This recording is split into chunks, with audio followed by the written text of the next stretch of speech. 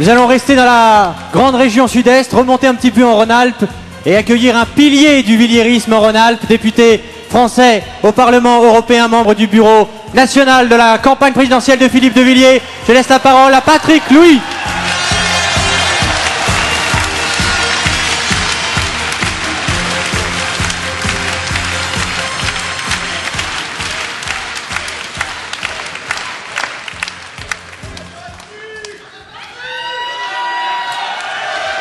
Allez, bonsoir mes chers amis, et permettez-moi de vous appeler amis. D'habitude, on pourrait trouver d'autres mots. Certains disent dans certains lieux, chers camarades. Mais vous comprenez bien que dans la liste électorale, il y en a déjà qui sont rouge coq, rouge sang, à gauche de la dame en rose. Donc ça fait déjà beaucoup, c'est occupé. J'utiliserai pas un autre mot non plus, je parlerai pas de mes bien chers frères, mes bien chères sœurs. Je laisserai ça à M. Bayrou, qui est le maître de l'ambivalence, le maître du mélange tout, donc c'est pas notre famille. Même si il y a quelque chose de bien là-dedans. Qu'est-ce que je pourrais dire? Chers compagnons, c'est pas mal. C'est bien mieux. Mais le problème, c'est que cet héritage a été trahi par les héritiers, donc autant faire du neuf. Donc je crois que véritablement, le mot de « ami », c'est celui qui convient parfaitement au mouvement de Philippe de Villiers, au mouvement pour la France. Donc je dirais juste deux mots bien brefs. Un mot sur l'amitié, un mot sur l'Europe. Un mot sur l'amitié parce que je crois qu'effectivement, c'est le mot le plus important dans une cité, c'est les Grecs qui nous ont dit ça. C'est Aristote qui le dit, que le lien social, le sens de l'autre, de l'altérité, tout ceci naît de la relation de l'amitié. On apprend ce qu'est le bien commun en découvrant l'expérience d'amitié. C'est quelque chose d'extraordinaire. Et je voudrais ici être un peu votre porte-voix vis-à-vis de Philippe de Villiers, dire combien votre amitié vis-à-vis de Philippe est grande. Combien chacun des présidents, chacun des militants ici présents travaille, colle, traque, discute, négocie, fait des cafés politiques, va à la radio, à la télévision, etc. pour défendre les idées que porte Philippe de Villiers pour nous. Ça, c'est un grand lien d'amitié, un lien fort. C'est notre force.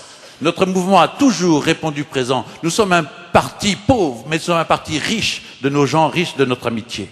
Et puisque je parle de cette amitié qui existe, je peux parler également de l'amitié qui existe au niveau du siège, autour de Guillaume Pelletier. Si vous saviez le lien qu'il y a dans cette équipe, qui passe sa nuit, qui dort sur place, qui travaille, etc., c'est extraordinaire. Mais du fait que j'ai la chance, du fait de mon statut,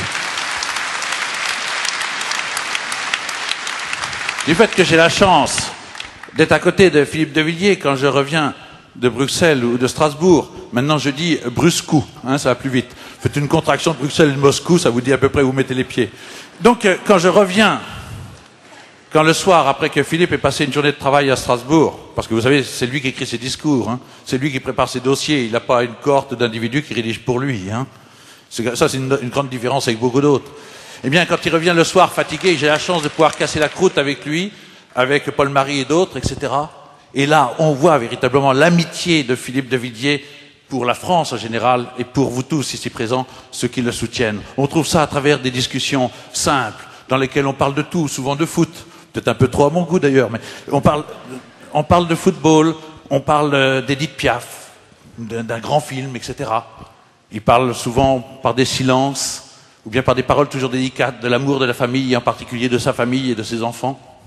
Il parle de l'avenir de la France, des grands hommes qui ont fait la France, de son père, qui est un héros pas toujours connu. Il parle de la bataille de Dompierre, il parle de choses comme ceci. Toutes choses qui créent un lien, qui fait que j'aimerais que vous puissiez connaître Philippe comme ceux qui peuvent le côtoyer de près peuvent le connaître. Et si l'ensemble de la France connaissait notre président dans cette dimension amicale, je vous assure que les scores, c'est du 70-75% que l'on ferait. Mais la politique, ce n'est pas... La politique, ce n'est pas uniquement le fait d'être un cœur de chair et un cœur de chair est un homme. La politique, c'est autre chose. Et la grande force de Philippe de Villiers, c'est que c'est un homme d'État. Et ça, c'est important. Parce que faire de la politique, ce n'est pas être au niveau de la compassion, ce n'est pas être au niveau de la bienveillance. Le politique n'est ni un philosophe, ni un théologien, ni un moraliste. Il est un homme d'État. Le politique, il est là pour créer le cadre qui permettra à nous, de notre côté, d'être dans la compassion, d'être dans la bienveillance. Et il doit décider. Et la force extraordinaire de Philippe de Villiers, c'est qu'il a la connaissance, il a la volonté d'être cet homme d'État qui nous permettra à chacun de nous de construire le bien commun. Et le premier signe, c'est qu'il sait très bien que l'État n'a de sens que s'il est libre, s'il est souverain, s'il est indépendant.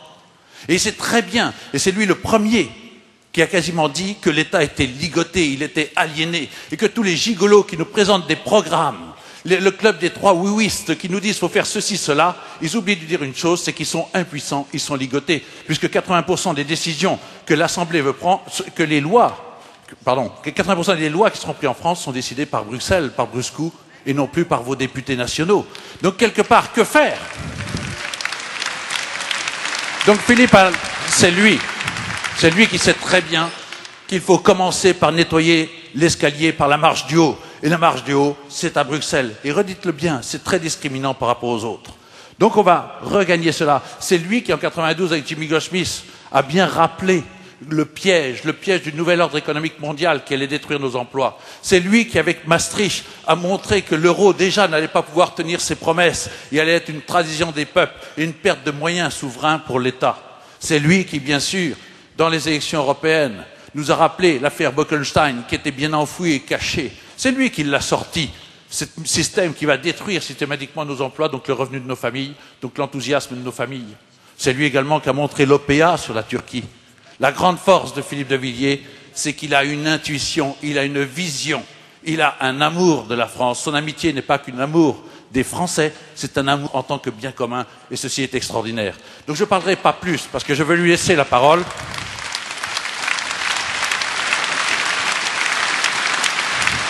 Mais nous sommes liés à des impératifs de temps du fait des télévisions, hein, donc il faut aller un petit peu vite.